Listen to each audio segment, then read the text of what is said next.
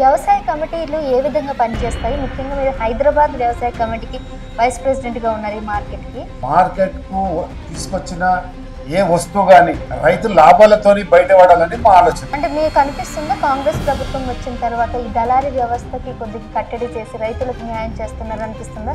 ప్రభుత్వం ఇలా రైతుల పక్షపాతి, ప్రభుత్వం నిరుద్యోగుల పక్షపాతి. మీకు మీరే డప్పు కొట్టుకుంటున్నారు, మీకు మీకే అభిషేకాలు పాలాభిషేకాలు అంటున్నారు, కానీ బయట వాస్తవాలు కూడా మనం మాట్లాడుకోవాలి. మేము ఇస్తున్న సన్నబియ్యం ఒక లబ్ధిదారు ఇంట్లో పోయి భోజనం చేసిన గత ముఖ్యమంత్రులు ఎవరైనా మీరు చూపియాలని మీ ఛానల్ ద్వారా కొట్టాం. ఉన్నారండి, ఎందుకు లేరు? ఫామ్ హౌస్ లో ఉంటాడో తెలియదు, ప్రగతి భవన్ లో ఉంటాడో తెలియదు, సెక్రటరీ రాని ముఖ్యమంత్రి చూసారు. ఎందుకు సార్ నిరుద్యోగులందరూ కూడా అశోక్ నగర్ ధర్నాలు చేసిన పరిస్థితి మొన్నటి వరకు చూసాం. గ్రూప్ ఎగ్జామ్ కి సంబంధించిన స్టూడెంట్స్ ఏ రకంగా అయితే బ్లాక్ మెయిల్ చేసి ఏ రకంగా విద్యార్థులను రెచ్చగొడతారో తగిన శాస్త్ర త్వరలో చెప్తాం.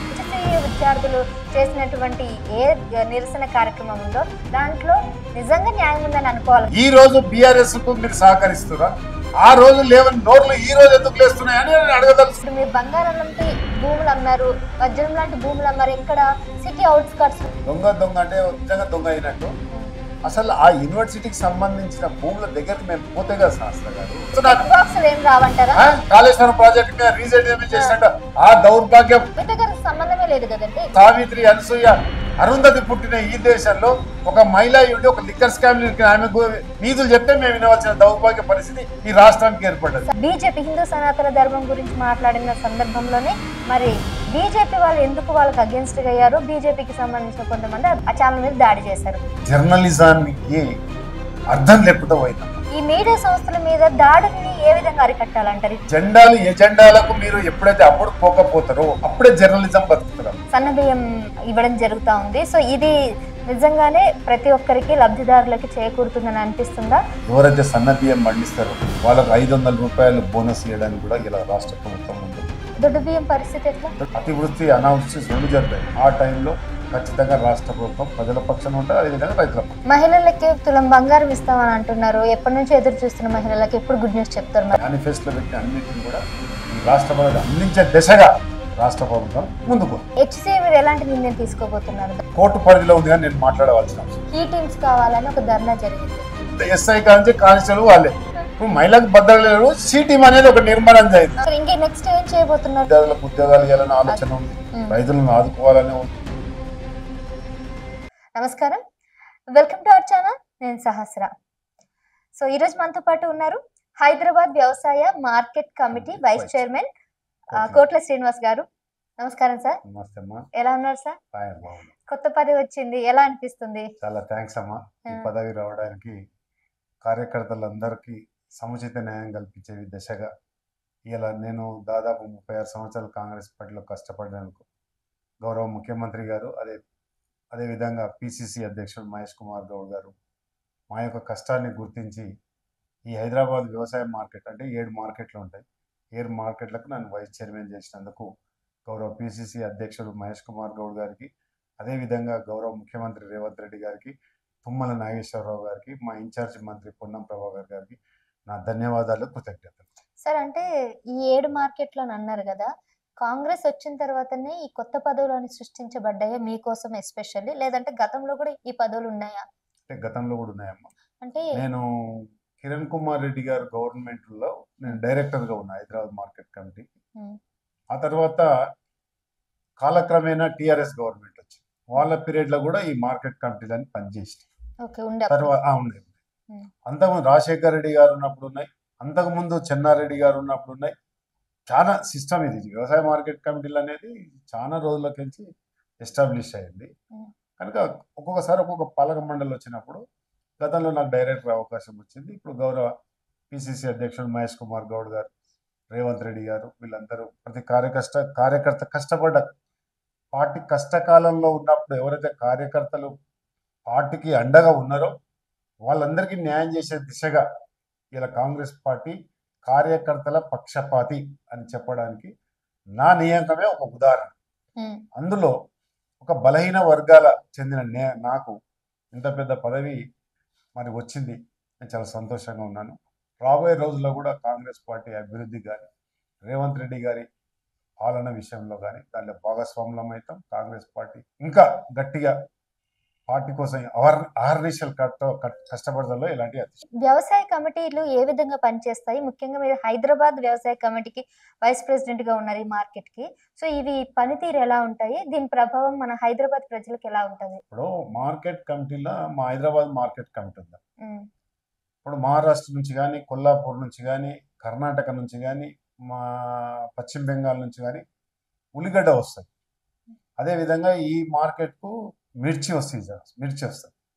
అంటే రైతులకు వ్యాపారస్తులకు మధ్యన మేము ఒక అనుసంధానం కాదు. అంటే మార్కెట్కు తీసుకొచ్చిన ఏ వస్తువు కానీ రైతు లాభాలతోని బయటపడాలని మా ఆలోచన. దానికి పాలకవర్గం పూర్తిగా రేవంత్ రెడ్డి, గౌరవ ముఖ్యమంత్రి రేవంత్ రెడ్డి గారి ఆదేశాలు ఏంటంటే ఈ రాష్ట్రంలో రైతు సంతోషంగా ఉండాలి, రైతు సంతోషంగా ఉన్నప్పుడే రాష్ట్రం సుభిక్షంగా ఉంటుందని ఒక ఆదేశాల ప్రకారం. అదేవిధంగా మా పిసిసి అధ్యక్షుడు గౌరవనీయులు మహేష్ కుమార్ గౌడ్ గారు కూడా ఆదేశ ప్రకారం ఏంటంటే ఇటు ట్రేడర్లు లాభదాయకంగా ఉండాలి, అదే సమయంలో రైతులు కూడా లాభదాయకంగా ఉండాలి. అంటే వీళ్ళిద్దరి మధ్య కోఆర్డినేషన్ ఎవరంటే మా యొక్క పాలక మండలి చేస్తారు. అంటే ఏ రైతు కూడా కన్నీటితో పోవద్దు.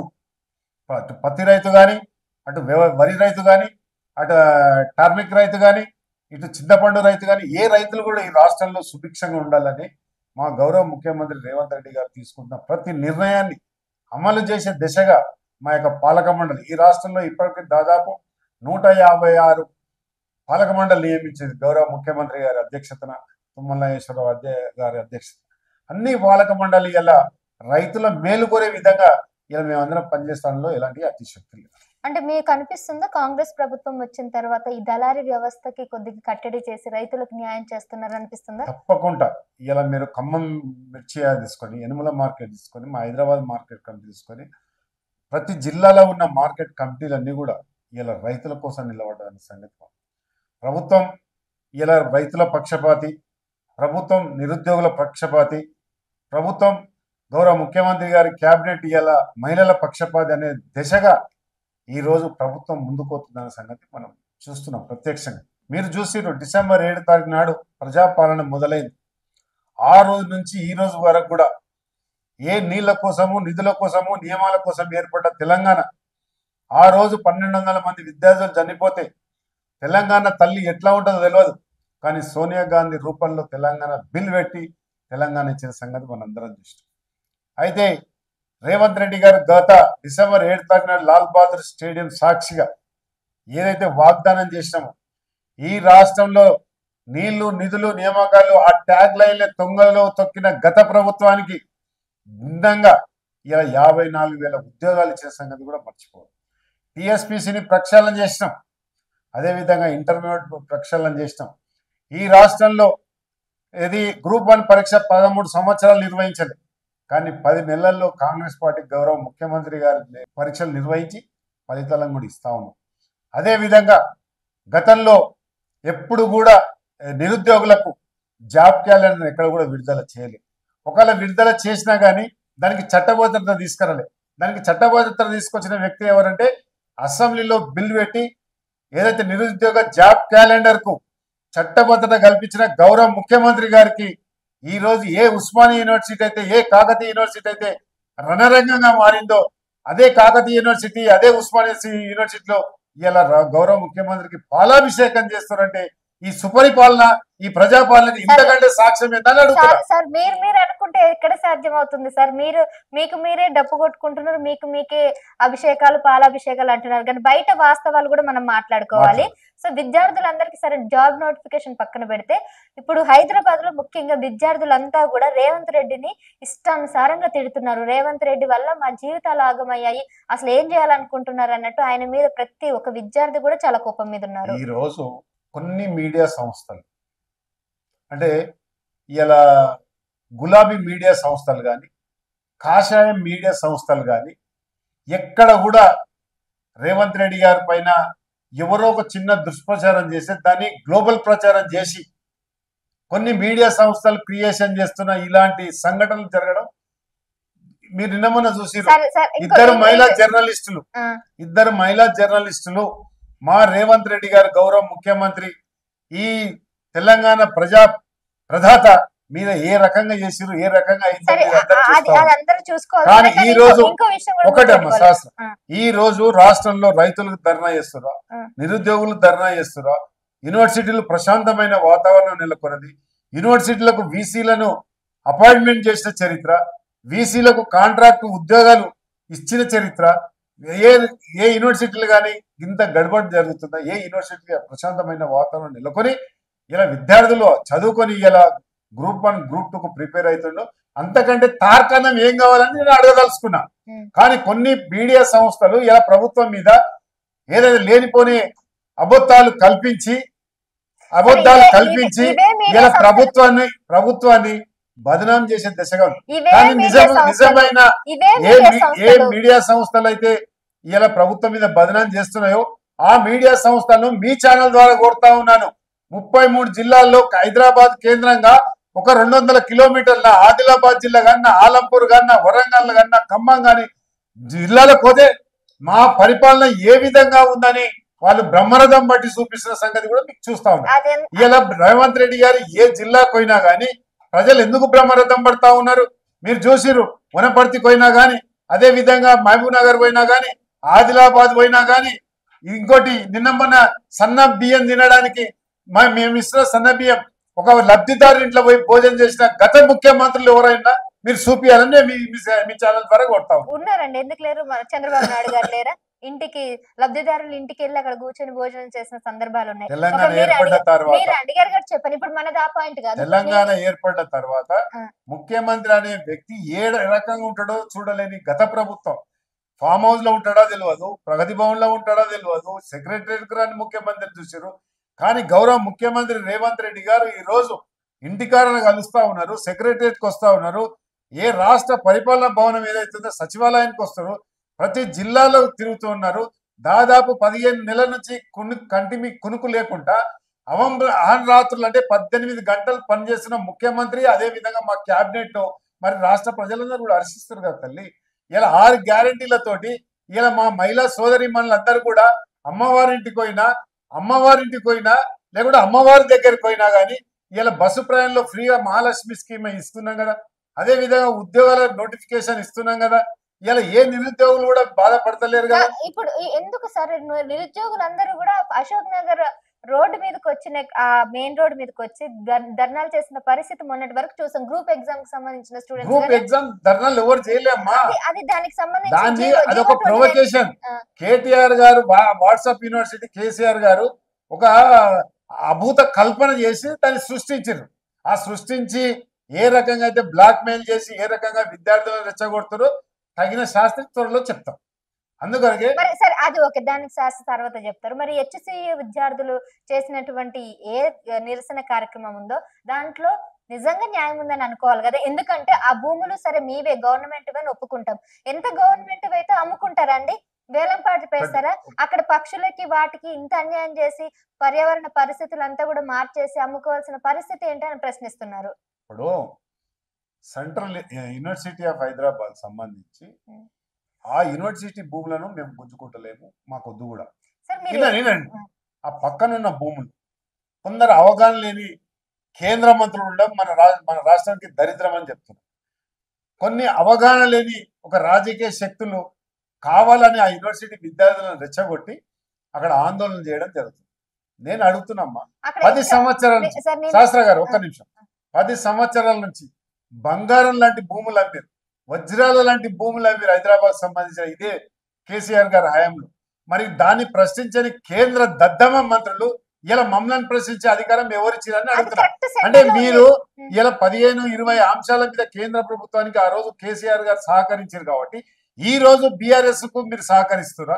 ఆ రోజు లేవని నోర్లు ఈ రోజు ఎందుకు లేస్తున్నాయని అడగదలుచుకున్నాను. నేను దీనికి ఆన్సర్ ఉంది సార్ నా దగ్గర. ఇప్పుడు మీరు బంగారం లాంటి భూములు అమ్మారు, వజ్రం లాంటి భూములు అమ్మారు, ఎక్కడ సిటీ అవుట్స్కట్స్ లో లేదంటే ఏదైనా సరే ఇప్పుడు అది మా భూములు ప్రభుత్వం భూములు అమ్ముకుంటాము, ప్రభుత్వం భూములు అమ్ముకుంటాం, తప్పే ఉంది దాంట్లో. ప్రభుత్వం అంటే మేమే సార్, మేమే. మనము ఏ భూమి అమ్మినా గానీ గతంలో కూడా అమ్మిరు. కేసీఆర్ గారు అమ్మిన భూమి చరిత్ర తీస్తే రేపు ఈ టైం దాకా మీ ఛానల్ నేను కూర్చోవలసి వస్తుంది. రైట్ సార్, మీరు అన్నారు బంగారం లాంటి భూములు అమ్మినా లేదంటే వజ్రం లాంటి భూములు అమ్మినా ఎవరు ప్రశ్నించలేదు అన్నారు.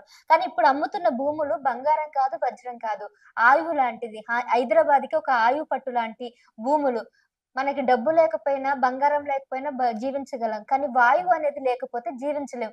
అది ఆలోచించుకొని అక్కడ నడిబొడ్డులో, హైదరాబాద్ లో ఉన్న నడిబొడ్డులో ఉన్నట్టు భూములు అమ్మితే పర్యావరణానికి దెబ్బతింటుంది, క్లైమేట్ పరిస్థితులు మారుతాయి. మీకు ఇప్పుడు హైడ్రా తీసుకొచ్చింది ఏంటి, వరదలు వానలు రాకుండా ఉండాలని ఒక ఉద్దేశంతో తీసుకొచ్చినప్పుడు మరి అదే ఉద్దేశం అక్కడ హెచ్సియు మీద కూడా ఉండాల్సిందే కదా మీకు. ఇప్పుడు పదే పదే దీన్ని ఏమంటారంటే దొంగ దొంగ అంటే నిజంగా దొంగ అయినట్టు.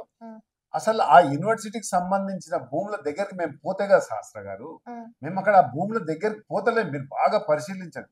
కొన్ని ఫేక్ అంటే జేసీబీ దిగినట్టు, నెమలు నాట్యం ఆడుతున్నట్టు, జేసీబీలు పెట్టినట్టు ఒక ఫేక్ వీడియోలు తయారు చేసి ఇలా ప్రభుత్వాన్ని బదనాం చేయడం ఎంతవరకు కరెక్ట్? ఆ ఇమేజెస్ ను ఏ రకంగా మేము కోర్టుకు ఒక్కొక్కరిని కోర్టుకి ఈడ్చి చట్ట పరిధిలో వాళ్ళని శిక్షించడానికి మేము సిద్ధంగా అక్కడ అదే యూనివర్సిటీకి పోయినట్టుగా లేదు, పోలేదు. ఫేక్ సృష్టించారు కదా, ఫేక్ సృష్టించారు. జేసీపీలు ఉన్నాయి కానీ జేసీపీల ముందు నెమళ్ళు ఎగిరిపోతున్నట్టు, నెమళ్ళు చస్తున్నట్టు, పర్యావరణానికి ధ్వంసం కలిగించినట్టు, మొత్తం యూనివర్సిటీని మొత్తం ఏదో అల్ల కల్లోలం చేసినట్టు కదా కొంత ఇమేజెస్. కిషన్ రెడ్డి గారు కానీ, కేటీఆర్ గారు ఎందుకు వాళ్ళ ఇమేజెస్ ను మొత్తం విత్డ్రా చేసుకున్నారు ఫోన్లకించి? ఇది ఆ దుర్మార్గమైన కుట్ర. ఒక ప్రజాస్వామ్య పాలన ఉన్న ప్రజాస్వామ్య పరిడిలో అంటే the beauty of opposition and position. ఒక డాక్టర్ బిఆర్ అంబేద్కర్ గారు చెప్పారు, ఒక అందమైన ప్రజాస్వామ్యం పరిడిలో అంటే అధికార పక్షంతో విపక్షం ఉండాలి. కానీ విషం చిమ్ముతున్న ఈ విష ప్రతిపక్షాలు ఎంతవరకు రేపు రాబోయే రోజుల్లో చెంప చెల్లు అనిపించే విధంగా ఈ బీజేపీ నాయకులను, అదే విధంగా టీఆర్ఎస్ నాయకులు చెంప చెల్లి విధంగా ఇది ప్రజల సమాధానం చెప్తారు. ఇంత విషపూరితం అంటే నోట్లో బెల్లం, కడుపులో కత్తులు పెట్టుకొని తిరుగుతున్న ఈ యొక్క ప్రతిపక్షాల రాష్ట్రం గురించి మాట్లాడేది ఈ బీజేపీ కేంద్ర మంత్రుల ఇలా సూటి నేను అడగదలుచుకున్న శాస్త్ర గారు మీ ఛానల్ నుంచి, కేంద్రం నుంచి తెలంగాణ రాష్ట్రానికి రావాల్సిన బయ్యర్ ఆఫ్ స్టీల్ కానీ, కోచ్ ఫ్యాక్టరీ కానీ, తిరుపతి మన గిరిజన యూనివర్సిటీ కానీ, ఐటీఆర్ క్యాడర్ కానీ ఏమైనా తెచ్చిర్రా వీళ్ళు? ఏమైనా పగటి వేసకాలం లేక ఈ రోజు కేంద్రాన్ని పర్యాటక కేంద్రంగా చేసుకొని నిన్న మొన్న చూసిరు మీరు. ఇవాళ మా ముఖ్యమంత్రి గారు కేంద్ర ప్రభుత్వంలో ఉన్న నరేంద్ర మోడీ గారు చేయని పని మా గౌరవ ముఖ్యమంత్రి రేవంత్ రెడ్డి గారు బలహీన వర్గాల కోసం సమగ్ర సర్వే చేసి దాని జనగణన నిర్వహించి, దానిలో కులగణన నిర్వహించి నా బీసీ బంధువులకు 56.33% లెక్క తేల్చి ఈ స్థానిక సంస్థల్లో రాజకీయ ఉపాధి ఉద్యోగ అవకాశాలలో 42% తీసి ఇలా శాసనసభలో పెడితే మీకు నిజంగా చిత్తశుద్ధి ఉంటే కేంద్ర మంత్రులకు బండి సంజయ్ గారి కిషన్ రెడ్డి గారికి మీరు పోయి కేంద్ర ప్రభుత్వం దగ్గర నరేంద్ర మోడీ గారి దగ్గర కూర్చొని 9th షెడ్యూల్లో పెట్టించి రాజ్యాంగ సవరణ ద్వారా ఈ రాష్ట్రానికి బీసీలకు న్యాయం చేయమని నేను డిమాండ్ చేస్తున్నా. అది పెట్టి మీరు యూనివర్సిటీ భూముల మీద రేవంత్ రెడ్డి గారి మీద బదనాం చేయడం, ప్రభుత్వాన్ని బదనాం చేయడం, అమ్ముకొని మీద తింటున్నట్టుగా ఏందండి ఇది పరిస్థితి? కేంద్ర మంత్రులు ఈ రోజు కేంద్ర మంత్రులు డిమాండ్ చేస్తున్నారు. ఏం రావంటారు ఇప్పుడు ఇవి వేలం పాటలో మీ అధికారులకి ఒక ఎవరికి ఏం రాదండి. 10% కమిషన్ కాదు, ఏది కాళేశ్వరం ప్రాజెక్ట్ మీద రీజెంట్ చేసినట్టు ఆ దౌర్భాగ్యం మా చాలా సందర్భాల్లో మా గౌరవ ముఖ్యమంత్రి చాలా సందర్భాల్లో గౌరవంగా చెప్పాడు, నేను ఇంటికి తీసుకుపోయేది ఏమీ లేదు, నేను ఏదన్నుంటే ప్రజల కోసం కష్టపడతా, ప్రజల కోసమే నేను ఏదైనా చేస్తా అని చెప్పిండు. కానీ ఇంటికి తీసుకుపోయే దేవుడు ఆయనకు అన్ని ఇచ్చిండు, ప్రభుత్వంలో అన్ని బాగున్నాయి. ఇలా ఎవరెవరు ఇంటికి తీసుకుపోయా గౌరవ ముఖ్యమంత్రి రేవంత్ రెడ్డికి అసలు అవసరమే లేదు. ఏదన్నా రూపాయి వస్తే ప్రజల కోసం కష్టపడాలి. ఎందుకంటే సోనియా గాంధీ ఇచ్చే నాడికి 16,000 కోట్లతో ధనిక రాష్ట్రం ఇస్తే గత ప్రభుత్వం దరిద్ర ప్రభుత్వం ఏం చేసిందంటే 7 లక్షల కోట్ల అప్పు చేసి పుట్టబోయే బిడ్డ మీద కూడా 70,000 రూపాయలు పుట్టబోయే బిడ్డ మీద కూడా పెట్టి ఇలా గవర్నమెంట్ ప్రజలు తిరస్కరిస్తే ఇంట్లో పోయి కూర్చున్నారు. కానీ ఆ లోతులకించి బయటపడడానికి గౌరవ ముఖ్యమంత్రి మా క్యాబినెట్ రోజు 18 గంటలు పనిచేసుకుంటూ ఇటు అప్పు కట్టుకుంటూ ఇటు అసలు కట్టుకుంటూ రాష్ట్రాన్ని ఒక ఉత్పత్తి చేసే రాష్ట్రంగా తీర్చిదిద్దాలని ఇలా 29 రాష్ట్రాల్లో దాదాపు మన రాష్ట్రాన్ని ఇలా ఎందుకు ఆదర్శంగా తీసుకుంటారు? ఇలా ఉద్యోగాల్లో మనం ఆదర్శంగా ఉన్నాం, నీళ్ళలో ఆదర్శంగా ఉన్నాం, నిధుల్లో ఆదర్శంగా ఉన్నాం, బీసీ జనగణనలో ఆదర్శంగా ఉన్నాం. అదేవిధంగా ఉద్యోగాల కల్పనలో ఇలా చట్టం పరిధి చేసినందుకు మనం ఆదర్శంగా ఉన్నాం. కనుక మీరు చెప్పినట్టుగా ప్రతిపక్షాలు వర్ణిస్తున్నట్టుగా ప్రభుత్వం మీద ఎటువంటి ఇది లేదు. ఇలా ప్రజలందరూ కూడా ముఖ్యంగా మీలాంటి ఆడబిడ్డలు మనను ఆశీర్వదిస్తున్న సంగతి కూడా ఈ సందర్భంగా మనం. సరే సార్, మీరు అన్నట్టు ఇప్పుడు ఆ జేసీబీలు అనేవి అక్కడ ఉండడానికి ఏ భూముల కోసం వెళ్ళారనేసి, సరే అదంటే ఆ భూములనే పదును చేయడానికి వెళ్ళినాం, కానీ మేము ఆక్రమించుకునేదో మేము తీసుకున్నట్టుగా కాదు కదా. ప్రభుత్వానికి అవసరమైతే ఒక పార్క్ నిర్మాణం చేస్తాం, లేకుంటే ఇంకో నిర్మాణం చేస్తాం, లేకుంటే ఇంకోటి కడతాం. ఈ రోజు కేంద్ర మంత్రులు డిమాండ్ చేస్తున్నారు. బాక్సులు ఏం రావంటారా? ఏం రావంటారా? ఇప్పుడు ఇవి వేలం పాటలో మీ అధికారులకి ఒక ఎవరికి ఏం రాదండి. 10% కమిషన్ కాదు, ఏది కాళేశ్వరం ప్రాజెక్ట్ మీద రీజెంట్ చేసినట్టు ఆ దౌర్భాగ్యం మా చాలా సందర్భాల్లో మా గౌరవ ముఖ్యమంత్రి చాలా సందర్భాల్లో ఏం చేసిరు ఇవన్నీ అడగకుండా ఇక మేము ఏదో జేసీబీలు పెడితే దాంట్లో ఏదో కంప్యూటర్ ఉందని చెప్పేసి కలరైజ్ చేస్తే ఇలా హైకోర్టు మొట్టికాయలు వేసింది కేటీఆర్ ను, అదే కవితను. వాళ్ళని కేటీఆర్ కవిత కూడా మాట్లాడితే మా దళిత లిక్కర్ అని కూడా మాట్లాడుతుంది మా మీద. ఇక ఢిల్లీ లిక్కర్ స్కామ్ లో పోయి వాళ్ళు కూడా మాట్లాడుతుంది. మేము సమాధానం చెప్పాలి. సంబంధమే లేదు కదండి. ఆమె కూడా మాట్లాడుతుంది కదా భూముల గురించి. ఆమె మాట్లాడితే మేము వినాలా? దయ్యాలు వేదాలు వల్లించాయినట్టు ఈ దేశంలో సావిత్రి, అనసూయ, అరుంధతి పుట్టిన ఈ దేశంలో ఒక మహిళ ఉండి ఒక లిక్కర్ స్కామ్ ఆమె నీతులు చెప్తే మేము వినవలసిన దౌర్భాగ్య పరిస్థితి ఈ రాష్ట్రానికి ఏర్పడ్డది. సరే, దేశవ్యాప్తంగా కూడా ఇది చర్చనీయాంశంగా అయింది కాబట్టి ఆవిడ మాట్లాడాల్సి వచ్చింది. సరే సరే, ఇప్పుడు ఈ అంశాన్ని పక్కన పెడితే ఇప్పుడు చెప్పండి సార్, జర్నలిస్ట్ మీద దాడి అనేది ఈ మధ్య కాలంలో ఎక్కువ జరుగుతుంది. గతంలో కూడా కొంతమందిని శంకర్ ని మనం ఆయనను కొట్టడం చూసాము. సో ఆయన యాక్చువల్గా బీఆర్ఎస్ నుంచి కొద్దిగా మద్దతు పలకడం వల్ల ఆ జర్నలిస్ట్ శంకర్ మీద దాడి జరిగింది. సరే, అది పక్కన పెడితే కాంగ్రెస్ కి కొద్దిగా అగేన్స్ట్ గా ఉన్న కొంతమందిని మీరు అరెస్ట్ చేయడం జరిగింది. సరే, వీళ్ళందరూ పక్కన పెడితే ఇప్పుడు ఒక ఛానల్ మీదనే ముఖ్యంగా బీజేపీ హిందూ సనాతన ధర్మం గురించి మాట్లాడిన సందర్భంలోనే మరి బీజేపీ వాళ్ళు ఎందుకు వాళ్ళకి అగేన్స్ట్ గా అయ్యారు, బీజేపీకి సంబంధించిన కొంతమంది ఆ ఛానల్ మీద దాడి చేశారు. అంటే ఇట్లా అంటే ఒక పార్టీకి వర్గంగా మారిపోతుంది అంటారా? శాస్త్ర గారు, జర్నలిజం అనేది చాలా పవిత్రమైనది. నేను చిన్నప్పటి నుంచి కూడా నేను అంటే దాదాపు ఇంటర్మీడియట్ చదువుతున్నప్పుడు కూడా ఈనాడులో ఒక ఎడిటోరియల్ వచ్చింది. ఆ ఎడిటోరియల్ చదివి నేను డిగ్రీ పాస్ అయ్యాను. కేవలం ఈనాడులో వచ్చే ఎడిటోరియల్ చదివి నేను డిగ్రీ పాస్ అయ్యాను. అంటే అంత పవిత్రమైన వృత్తి, అంత పవిత్రమైన powerful. The fourth estate of the democracy, 4వ పిల్లరే మీడియా. మీడియా మీద ఎవ్వరు దాడి చేసినా తప్పే. వాళ్ళని కఠినంగా ప్రభుత్వం ఎలాంటి ఉపేక్షించే సమస్య ఉండదు. మీడియా లేకపోతే ప్రపంచం లేదు. మీడియా ప్రతినిధులు కానీ జర్నలిజం కానీ మేము అత్యంత గౌరవించే పార్టీ మా రేవంత్ రెడ్డి గారి ప్రభుత్వం. మా ముఖ్యమంత్రి గారు, మేము కానీ కాంగ్రెస్ పార్టీ కానీ చాలా ఇయ్యాల కాదు 140 సంవత్సరాల నుంచి కూడా ఒక పత్రిక నడిపిస్తున్న పార్టీగా, నేషనల్ హెరాల్డ్ పత్రిక నడిపిస్తున్న పార్టీగా చాలా గౌరవం ఉంది మీడియా. కానీ మీడియా మీద దాడి అనేది నేను సహించను, మా ప్రభుత్వం సహించదు. ఇప్పటికే వాళ్ళ మీద చర్యలు తీసుకోవడం. అయితే ఇక్కడ ఒక సమస్య, మీడియాలో పవిత్ర అపవిత్ర అనేది 2 భాగాలు ఏర్పడ్డాయి. అంటే జర్నలిజం కూడా అమ్ముకోవడం కూడా చూస్తున్నాం. అంటే జర్నలిజం ముసుగులో, జర్నలిజం అనే ముసుగులో కొందరు, మీరు మొన్ననే చూసారు ఒక 2 మహిళలు పట్టుబడడం. జర్నలిజానికి అర్థం లేకుండా పోయిందమ్మా. మాయని మచ్చ అంటారు. మాయని మచ్చ జర్నలిజం. ఒక టీచర్, ఒక లాయర్, ఒక జర్నలిస్ట్ చూస్తే, ఓ బ్యూరోక్రసీ చూస్తే, సామాన్య పౌరుడి నుంచి మొదలుకుంటే రాష్ట్రాల ప్రతినిధులు లేచి నమస్కారం పెట్టే పరిస్థితులను చూస్తే నేను అట్లాంటి జర్నలిజం అనే ముసుగులో ఏదో ఒక కార్డు వేసుకొని నేను జర్నలిస్టులని వివిధ నిర్మాణ సంస్థల దగ్గరకు పోయి, లేకపోతే ఇంకొక సంస్థల దగ్గరకు పోయి వీళ్ళు ఏదైతే కార్యక్రమాలు చేపడతారో, నేనేమంటా అంటే జర్నలిజము ఇండివిజువల్, పూర్తి స్వయం ప్రతిపత్తి గల సంస్థగా ఉండాలి. ఒక పార్టీకో, ఒక వ్యక్తికో, వ్యక్తులకో అమ్ముడు పోవద్దనేది నా ఉద్దేశం. ఇలా మా పార్టీకి అమ్ముడు పోవద్దు, మీ పార్టీకి, ఏ రాజకీయ పార్టీ కూడా ఒత్తసు పలుకోవద్దు. ఉన్నది ఉన్నట్టుగా పాలు పాలు, నీళ్లు నీళ్ళని చూపిస్తే జర్నలిజం ప్రతిష్ట మరింత పెరిగే అవకాశం. మీరు చెప్పినట్టు ఏవైతే మార్పులు అవన్నీ మార్చుకోవడానికి మా మీడియా సంస్థలు కూడా ప్రయత్నిస్తారు. కానీ ఈ మీడియా సంస్థల మీద దాడుల్ని ఏ విధంగా అరికట్టాలంటారు? ఇట్లా దాడి చేసే వాళ్ళని ఒకటే, మీరు నిజాలను నిర్భయంగా చెప్పినప్పుడే, జెండాలు ఎజెండాలకు మీరు ఎప్పుడైతే అమ్ముడు పోకపోతారో అప్పుడే జర్నలిజం బతుకుతుందమ్మా. ఏ జెండాకి ఎజెండాకైతే మీరు వాళ్ళకు తలొక్కుతారో జర్నలిజం మీద దాడి జరుగుతూనే ఉంటుంది. సివిలైజేషన్ వస్తుంది. ఒక పార్టీకి ఒత్తాసు పలకకండి, మీరు ఇంకో పార్టీకి కూడా ఒత్తాసు పలకండి. ఏ పార్టీకి అయితే మీరు ఒత్తాసు పలికి ఇంకో పార్టీ మీద బురద చల్లాలనుకునే జర్నలిజం ముసుగులో ఇలాంటి దాడులు అంటే కామన్ మ్యాన్ కూడా తిరగబడే పరిస్థితికి వస్తుంది. అందుకని ఈ పవిత్రమైన వృత్తిని పవిత్రంగానే చేపట్టండి. ఉన్నది ఉన్నట్టే చెప్పండి, లేని కల్పించకండి.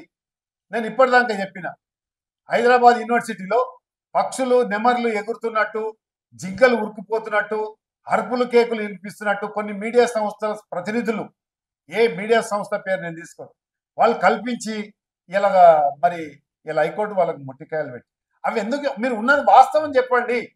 ఇలా రాజకీయ నాయకుల ప్రలోభాలకు ఏ జర్నలిస్ట్ కూడా ఒత్తాసు పలుకోదని నా డిమాండ్.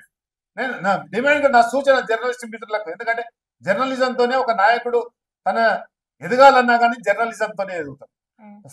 సమాజంలో కొన్ని రుగ్మతలను అరికట్టడంలోనే జర్నలిస్ట్ ప్రధాన పాత్ర పోషిస్తారు.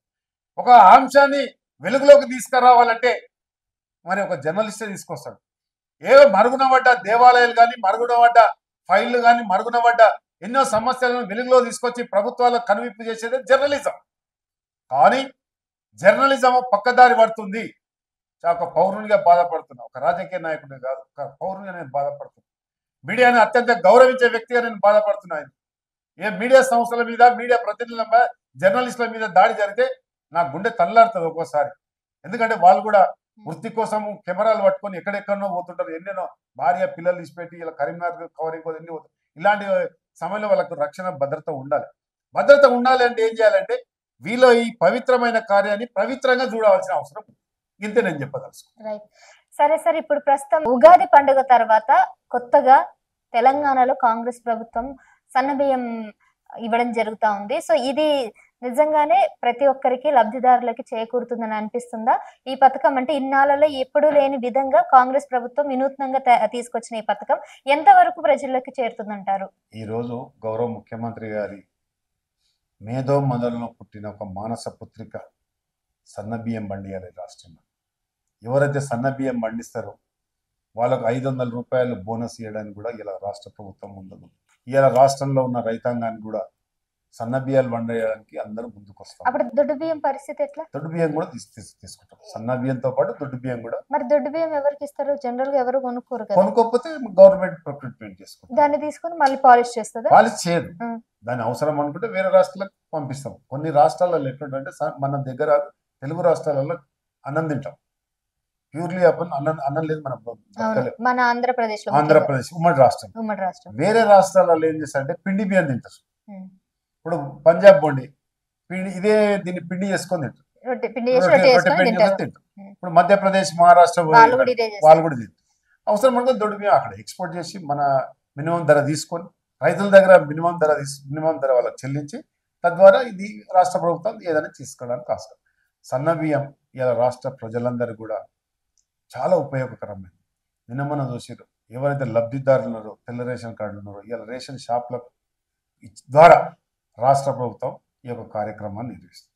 మొన్ననే మీరు ఖమ్మం జిల్లా భద్రాచలం దర్శనం చేసుకొని గౌరవ ముఖ్యమంత్రి గారు, గౌరవ మా శాఖ మంత్రి తుమ్మల నాగేశ్వరరావు గారు, మా శాఖ మంత్రి పొంగులేటి శ్రీనివాసరెడ్డి గారు వీళ్ళందరూ పోయి ఒక శ్రీనివాస్ అనే ఒక లబ్ధిదారులో భోజనం చేయాలి. మీరు ఒకటమ్మా శాస్త్ర గారు, మీరు సీనియర్ జర్నలిస్ట్గా ఒక విశ్లేషణ చేయాలని నేను కోరుతా ఉన్నాను. ఇలా ముఖ్యమంత్రి గారు సన్న బియ్యం తిన్నారు, వాళ్ళ ఇంటికి పోయి భోజనం చేశారు. అదేవిధంగా గత ప్రభుత్వంలోని కేసీఆర్ గారు కానీ, కేటీఆర్ గారు కానీ, హరీష్ రావు గారు కానీ ఎన్నడైనా పూరి గుడిసెలకు పోయి పేదవాడి ఇంట్లో చేయగలిగిన సందర్భం ఏదైనా ఉందా? మీరు విశ్లేషించాలని దయచేసి మేము కోరుతాం. కానీ ఇక ప్రజాపాలనలో, ప్రజా ప్రభుత్వంలో డైనమిక్ టైగర్ రేవంత్ రెడ్డి గారి నాయకత్వంలో దినదినాభివృద్ధి చెందుతున్న ఈ రాష్ట్రంలోని పేదలు, మధ్యవర్తులు ఉన్న వాళ్ళని కాదు, ప్రతి పేదవాడిని రక్షించాలని, ప్రతి పేదవాడిని కోసం తపన పడుతున్న గౌరవ రాష్ట్ర ముఖ్యమంత్రికి ఇవ్వాలి నా ఎస్సీ, నా బీసీ, నా ఎస్టీ, నా మైనార్టీ సోదరులను కూడా ఇలా హెడ్సప్ చెప్తాను. ఇలాంటి అప్రిషియేషన్. సార్ ఖజానానే లేదంటున్నారు, మరి సన్న బియ్యం పథకానికి కానీ వీటికి కానీ ఎక్కడి నుంచి తీసుకొస్తుంది? తీసుకొస్తారమ్మా. ప్రభుత్వంలోని గౌరవ బట్టి విక్రమార్క గారు, ఆర్థిక మంత్రి గారు వనరులు తీసుకొచ్చే మార్గం ఉంది. ఈ రోజు మనం వనరులు ఎట్లా వస్తున్నాయంటే ఇలా ఒక ఫ్యూచర్ సిటీ నిర్మాణం జరుగుతుంది. తద్వారా వనరులు వేరే దేశాలకించి వచ్చే అవకాశం మనకు చాలా ఉంది కాబట్టి అవసరం అనుకుంటే రుణం తీసుకుంటాం, అవసరం ఉంటే ఏదైనా చేస్తాం. చేసి పేద ప్రజలకు మాత్రం ఎక్కడ కూడా ఖజానాతో సంబంధం లేకుండా మేము ఖచ్చితంగా చేయడానికి రాష్ట్ర ప్రభుత్వం సిద్ధంగా ఉంది. ఓకే. అండ్ ఫైనల్ ఇంకో విషయం చెప్పండి సార్. ఇప్పుడు మీరు ఏదైతే అన్నారో కమిటీ వైస్ చైర్మన్ గా ఉన్నారు కాబట్టి రీసెంట్ గా అకాల వర్షాల వల్ల చాలా అంటే చాలా నష్టపోయారు, ముఖ్యంగా రైతులందరూ కూడా. వాళ్ళందరికీ ఇప్పుడు ఇప్పుడు సన్నబియ్యం పథకం తీసుకొచ్చారు, ఇప్పుడు ధాన్యం అయితే నష్టం పోతుంది.